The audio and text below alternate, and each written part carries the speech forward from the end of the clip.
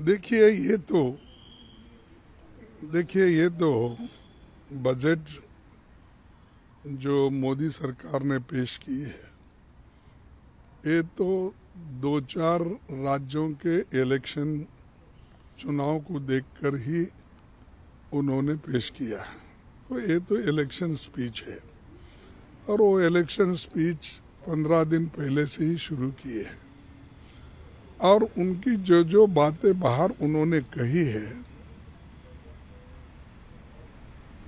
वैसे जुमले इस बजट में डालकर वो उन्होंने पुनरुच्चार किया उसका। और दूसरी चीज, बजट में सबसे ज्यादा प्राथमिकता होना चाहिए था जो आज इन्फ्लेशन बढ़ रहा है, महंगाई बढ़ रही है, उसको कंट्रोल कैसा किया जाए वो उसमें नहीं है। और जो आज अनएम्प्लॉयड यूथ है उनके नौकरी के लिए एम्प्लॉयमेंट देने की बात उन्होंने नहीं कही। हालांकि पहले तो उन्होंने ही कहा था कि हमने हर साल 2 करोड़ नौकरियां हमारे युवाओं को देंगे। तो उनके 18 करोड़ नौकरियां कहाँ हैं? उसके लिए कौन सा बजट है? तीसरा, जो सरकारी वैकेंसीज है वो भरने के लिए भी उन्होंने इसमें कुछ नहीं कहा। और जो 30 लाख वैकेंसीज भरना है उसके लिए तो बजट का प्राविधान होना चाहिए, वो भी इसमें नहीं है।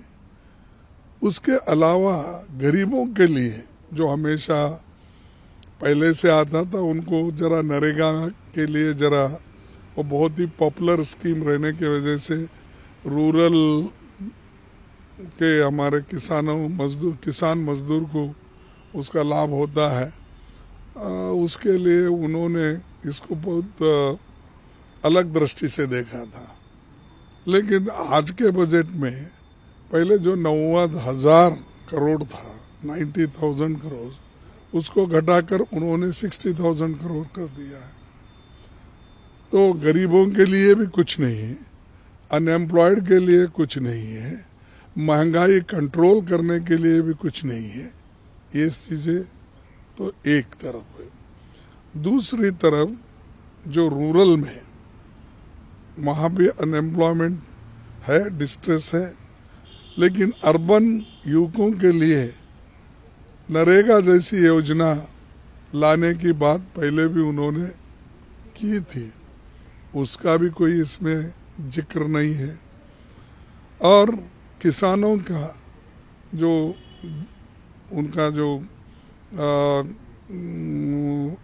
इनकम बढ़ाने का था वो उसका भी कोई इसमें जिक्र नहीं है। एमएसपी का जिक्र इसमें नहीं है। फिर कौन से गरीब के लिए ये बजट बना है? मैं समझूंगा जो अमीर लोग हैं उनके लिए। और इनकम टैक्स हमने 5 से 7 लाख कर दिया। भाई, इन्फ्लेशन इतना बढ़ गया है, कोई 2 लाख कोई बड़ी राहत नहीं। आज जो जिसकी सैलरी 60-65 हजार रुपये है उनको ही थोड़ा कुछ राहत मिलता है, लेकिन दूसरे किसी को नहीं है। वो भी अपने हिसाब से उन्होंने किया कि मिडिल क्लास को कैसा अट्रैक्ट करे। उनके पार्टी में चर्चा हो गई कैसा अट्रैक्ट करे, और वो दूसरे ट्राइबल वोट्स लाने के लिए क्या कोशिश करे, शेड्यूल कास्ट के वोट्स को क्या कोशिश करे।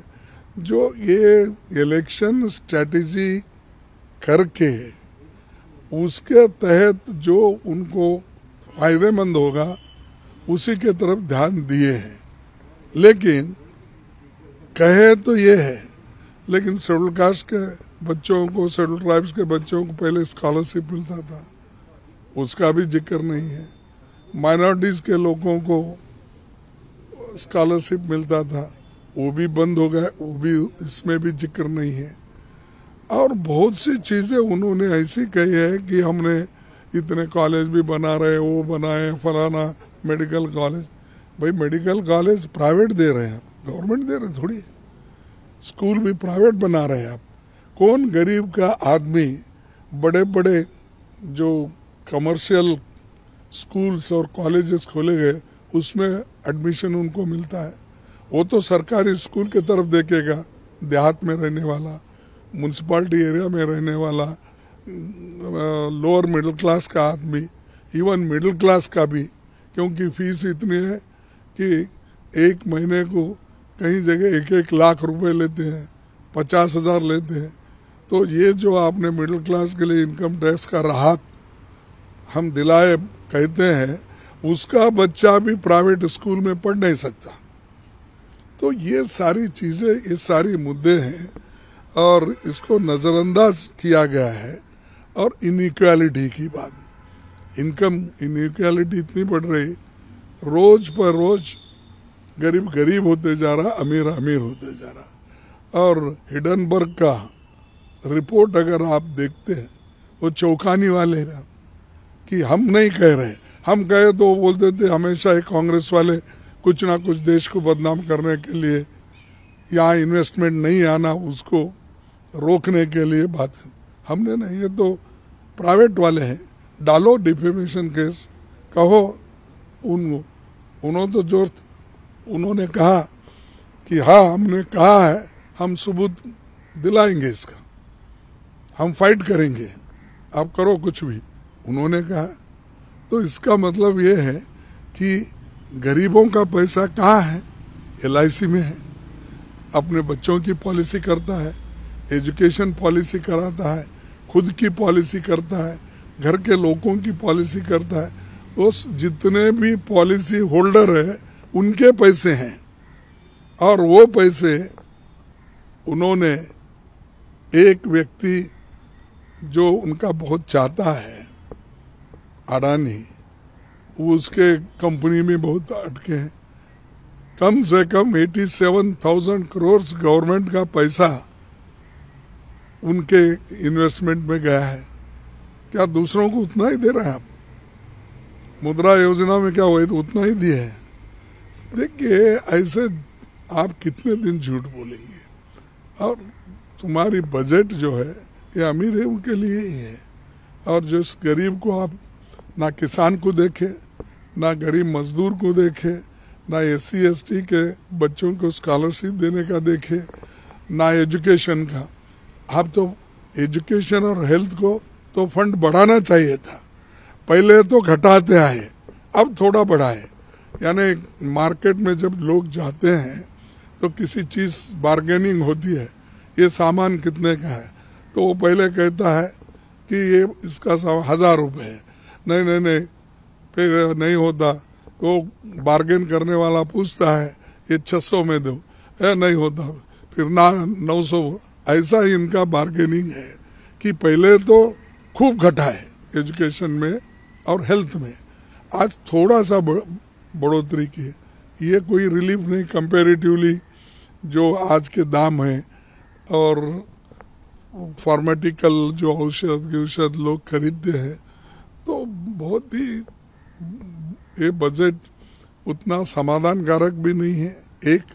और ये गरीबों को मैं कहूँगा कि ये पूरा निगलेक्ट किया गया है, और मैं उसका कारण आपको बताया हूँ कि इनके 8 साल कंप्लीट हो गए, अब 9 साल भी कंप्लीट कर रहे हैं। तो इस 8 साल में इन्होंने जो करना था वो कुछ भी नहीं किया। और एक चीज मैं बताना चाहता हूँ, अगर गरीबों की आमदनी ही नहीं बढ़ी तो कंजम्पशन क्या होगा? वो क्या खरीदेगा? क्या बच्चों के लिए किताबें खरीदेगा, पैंट खरीदेगा, शर्ट खरीदेगा, अपने लिए कपड़े खरीदेगा, अच्छा खाना अपने बच्चों को दिलाएगा? जब उसको नौकरी ही नहीं है, कमाने का यही नहीं है, साधन नहीं है, तो आपका इवन प्रोडक्शन भी यहाँ करे कौन? लेने वाला कौन है? खरीदने के लिए तो पैसे होना चाहिए ना, पैसे होना है तो उसको काम देना पड़ेगा हाथ को। तो ये चीज़ें जो है हम सब कुछ देखे हैं और सुनते, पूरा बजट ये इसका हम कर दिए हैं। और ये ऐसा हो गया है कि बजट नाम बड़ा, क्योंकि भाषण तो बड़ा करते, दर्शन खोटा बोले जैसा है कि उसमें गरीब तबके के किसानों के लिए और बाकी के जो भी SC ST है OBC, इनको तो सिर्फ शब्दों में उनको अपने अलंकारिक भाषा में उनकी तारीफ ही करते करते उन्होंने चंद स्टेटमेंट्स बजट में डाला है। इसीलिए इसमें कुछ नहीं है, इससे कोई फायदा गरीबों के लिए नहीं है और उनकी 75% गरीब है इस देश में। सब प्रधानमंत्री ने भी अलग से संबोधन किया और बताया कि एक अमृतकाल का बजट है, पहला बजट ऐसा है जो आगे फाउंडेशन रखेगा। 7 पॉइंट उन्होंने अपने गिनाए हैं और तमाम जो सरकार की तरफ से जो बड़े मंत्री हैं वो भी इस बात को आगे ले जाके कहने वाले हैं। आप इस तरीके से इस बात को देखते हैं? और दूसरा, कि आप बजट को कितने नंबर देना चाहेंगे? बस अरे नंबर इसका सवाल नहीं, किसी को नंबर देने, नंबर आप गिन लो ना, बेरोजगारी के लिए गिन लो, इन्फ्लेशन के लिए गिन लो, शिक्षण के लिए गिन लो, हेल्थ इसमें गिन लो, नरेगा में गिन लो। अब हम जितने भी पॉइंट्स आपको बोले, और एक ही आदमी को LIC लूट करने की, वहां से निकालने के लिए इजाजत मिली, SBI से पैसे निकालने की इजाजत मिली, छोटे मोटे कंपनियों बैंकों से लोन लेने का उनको सहूलत मिला, किसी गरीब को या किसी भी मिडिल क्लास के आदमी को ये सब सहूलतें मिलते हैं। ये सब देखकर आप रिपोर्ट तय करो हमारा क्या व्यू है।